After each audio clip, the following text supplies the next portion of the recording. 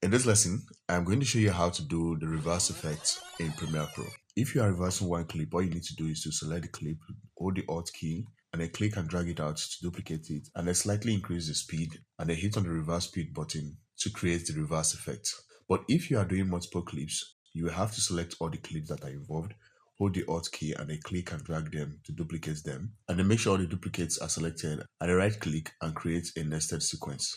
After creating the sequence, you're going to right click on the nested sequence, head over to speed/duration, and then change the speed value to, let's say, 500, and then check reverse speed and click on OK. And then when I play this back, there I have the reverse.